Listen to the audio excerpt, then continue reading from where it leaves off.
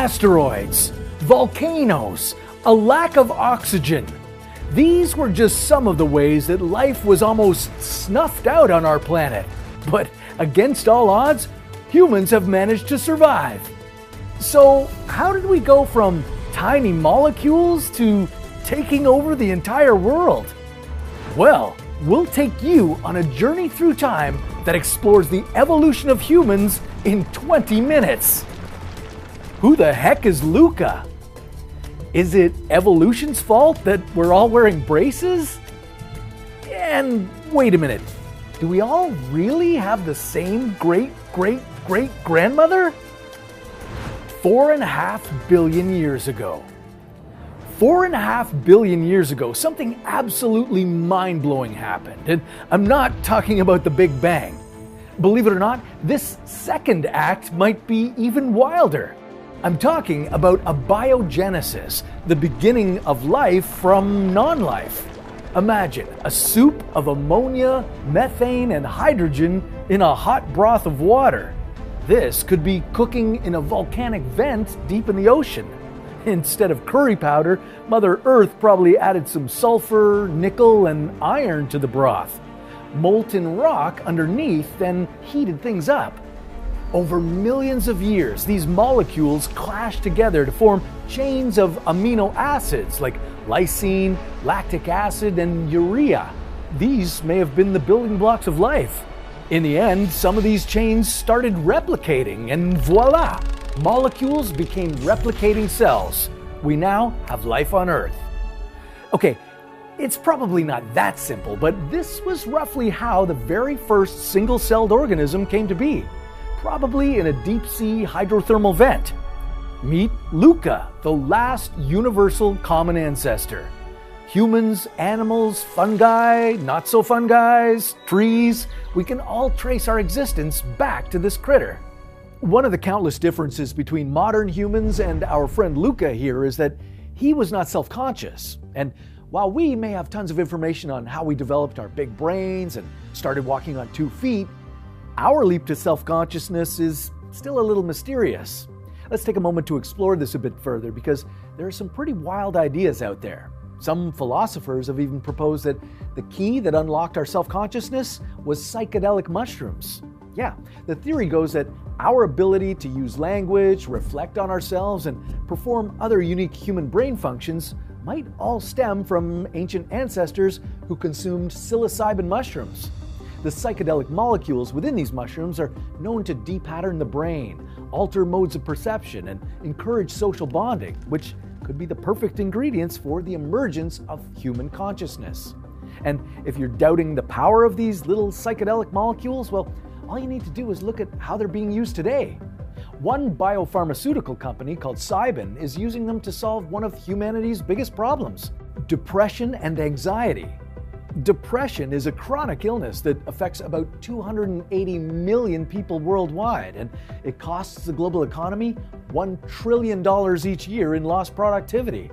Now, Cybin is developing safe and effective psychedelic-based therapies with top partners, creating scalable, synthetic novel psychedelic molecules for inpatient depression treatment. Instead of the bandage solution of antidepressants, which just numb the symptoms through daily use, Cybin offers a long-term fix in just a couple of doses. Now, this might sound like something from the future, but the company is already gaining traction. They got the FDA's Breakthrough Therapy designation, which means a fast track for their drug development process. This is the first known time the FDA has granted this status for a psychedelic-based therapy for major depressive disorder. Cybin recently had no issue raising $150 million in capital, and following a positive FDA meeting, they're set to launch phase 3 trials in the US and Europe, with all clinical supplies ready to go. And psilocybin isn't the only powerful psychedelic. Cybin has another exciting program in phase 2 for general anxiety disorder use that's a novel DMT drug expected to offer a breakthrough in delivery time compared to existing drugs in the sector. They're predicting about a 90-minute experience, which could really transform how many patients get through a therapy session per day. You know, it's pretty wild to think that the same psychedelics that are healing our minds today may have played a key role in shaping them in the first place.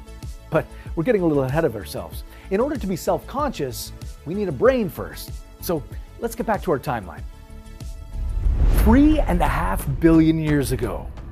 Before we humans can enter the scene, we need one very important thing, and that's oxygen. Earth used to be full of nitrogen, hydrogen, water vapor, and carbon dioxide. It wasn't until cyanobacteria came along that we got the precious oxygen that we humans need. 1 billion years ago. Fast forward to 1 billion years ago, when Earth was shifting around, creating different supercontinents. You had Rodinia, and then a couple of 100 million years later, another supercontinent, Pannotia, formed near the South Pole. This was also a time when single-celled organisms were starting to form into the first simple animals. 550 million years ago. 550 million years ago, one of the most critical events in our history took place, the Cambrian explosion. This is when hundreds of different animals burst onto the evolutionary scene. It was the building block for every major animal we know today, including you. 66 million years ago.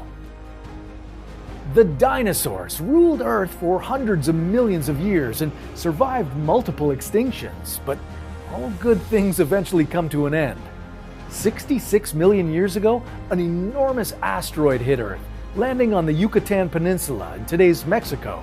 It coughed up a ton of debris, blocking the sun. This finally wiped out the dinosaurs. This might seem like an insignificant event for us humans, but this extinction opened up the spot for mammals to become the leaders of the animal kingdom. 40 million years ago. These mammals included small, furry ancestors of all primates. The early primates were similar to the small rodents we see today. They lived and multiplied in a unique ecological niche, eating an omnivorous diet of fruits and insects. They continued to evolve, and their brains grew bigger. Without competition from the dinosaurs, they were able to grow exponentially. After millions of years of evolution, monkeys were seen in Africa, Asia, and South America. Fast forward another several million years and apes evolved. Then the orangutan lineage split off. Soon it would be our turn. 8 million years ago. Then, about 8 or 9 million years ago, Chumen, a common ancestor to both chimpanzees and humans, split into two lines, chimpanzee and human. For a long time, biologists thought this was a clean split that created separate chimpanzee and human species, but they were wrong. The two lines continued to mate and exchange genes for millions of years. It may have taken a full 4 million years before the two species fully broke from each other. Even today, though we're a different species, humans share an astonishing 98 to 99% of our genes with chimps. So, 5 to 6 million years ago, the Homo genus became distinct.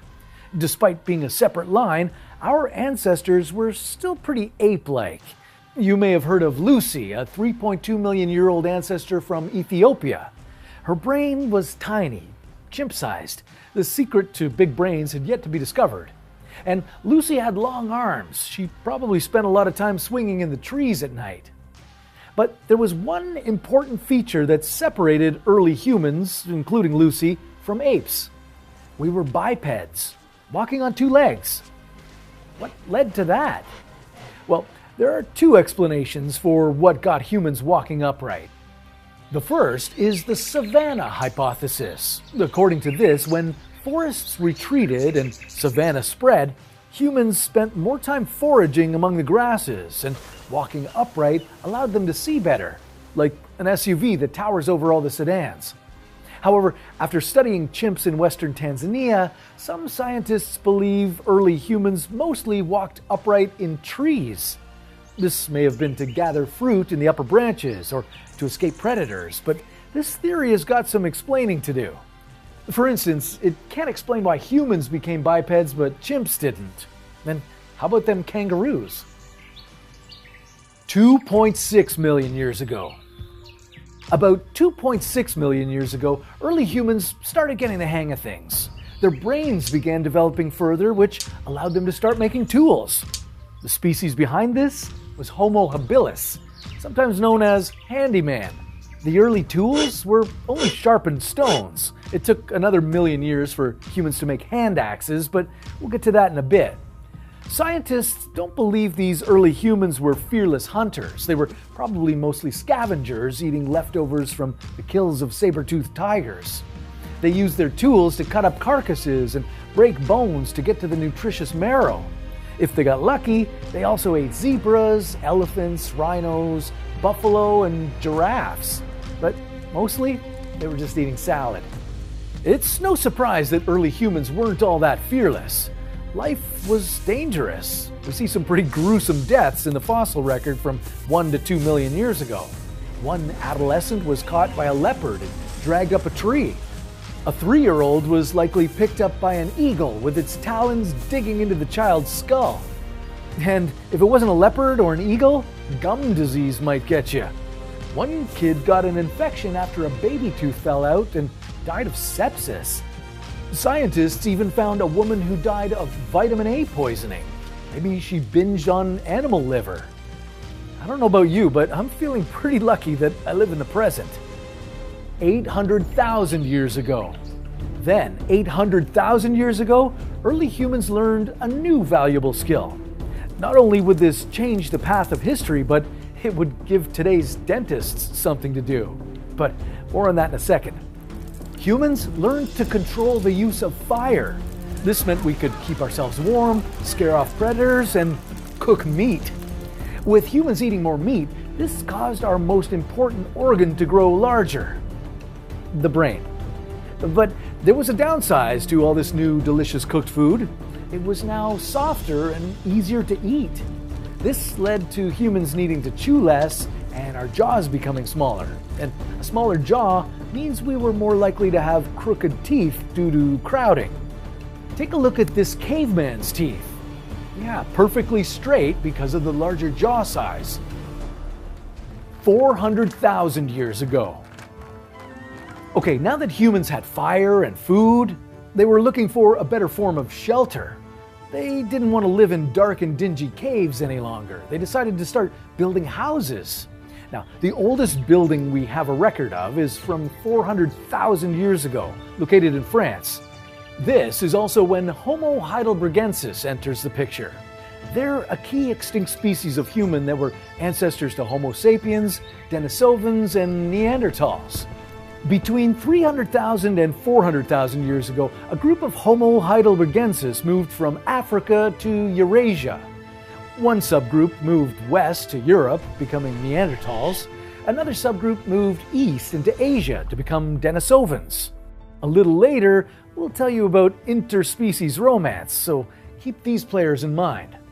Meanwhile, back in Africa, 300,000 years ago, a gradual evolutionary transition began from Homo heidelbergensis to the first of our species, Homo sapiens. In another 150,000 years, these archaic Homo sapiens further transitioned and evolved into the humans we know today. Fossil evidence helps us to see a transition in the physical features. The size and shape of the forehead, the brow ridge, and the face changed over time. Homo heidelbergensis had a more prominent brow ridge and a projecting face. Modern Homo sapiens skull was more rounded and bigger, and they also developed a higher forehead. 200,000 years ago. About 200,000 years ago, sometime in the middle of this transition from archaic to modern, a key female ancestor was born. Scientists now call her mitochondrial Eve. The DNA of each and every one of us tracks back to her. Think of her as your great-great-great-great-great-great-great-great-grandmother. Okay, we've got fire, shelter, and a great-grandma, but life was still hard for early humans. Anything could kill you. Diseases, a fight over a giraffe carcass, encounters with animals. In Africa, it was lions or venomous snakes. In the Asian tropics, tigers. In the Americas, cougars and jaguars. So the average life expectancy was only about 30 years. total number of humans on Earth was probably under 1 million. 74,000 years ago. Then, 74,000 years ago, our fragile existence was threatened. A supervolcano erupted. There was a massive global climate disruption. Africa experienced increasingly dry conditions. Homo sapiens came close to being wiped out. Maybe only 600 to 10,000 adults of reproductive age survived. During this difficult time, humans seem to have broken off into smaller, isolated groups. As the area became drier, rivers shrank, but this made aquatic life easier to catch, so for a while, humans ate more fish.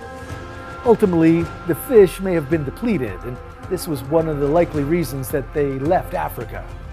60,000 years ago. About 60,000 years ago, modern humans began migrating out of Africa. With waters receding, new travel routes might have become more accessible. Humans first went to Asia. By 45,000 years ago, they were settled in Indonesia, Papua New Guinea, and Australia. Now, remember I said we'd tell you about romance with Denisovans? Well, in Asia, Homo sapiens mated with Denisovan populations. Denisovan DNA is 3 to 6% of the genome of specific Asian populations today. 40,000 years ago. Now, around 40,000 years ago, Homo sapiens made it to Europe using two paths. They got into Eastern Europe from Turkey, and the Mediterranean coast was another route. Here, Homo sapiens mated with Neanderthals in Europe and acquired genes related to skin and hair growth from them. Those cute freckles that you see? That's from the Neanderthals. Now, around 15,000 years ago, Homo sapiens went from Asia to North America. But how? Well, remember, the topography was different. Though today's continents were in place, a piece of land formed a bridge between Asia and North America for 5,000 years. It was called Beringia, and it connected eastern Siberia to Alaska. After making the trek to North America, some traveled down to South America. Now, this was the point in time when all other Homo species became extinct, leaving Homo sapiens as the only remaining humans left. We don't know exactly why this happened, but research suggests that it may have been due to us having better survival rates, or the other species were just outcompeted in some way. 12,000 years ago. Then, 12,000 years ago, we reached a major turning point. Humans began to master farming. They grew wild varieties of peas, lentils, and barley, and began herding goats and oxen. The first farmers lived in the Fertile Crescent, a region in the Middle East, but there wasn't just one group. Multiple, unrelated groups, isolated from each other, all pursued farming around this time. As humans became farmers, population growth picked up. By 1 AD, our population was about 170 million. In the 14th century, we were hit by the bubonic plague. It wiped out 50 million people of a worldwide population of just about 450 million. It took 2 whole centuries for Europe's population to recover to pre-plague levels. 250 years ago. 250 years ago, the Industrial Revolution began.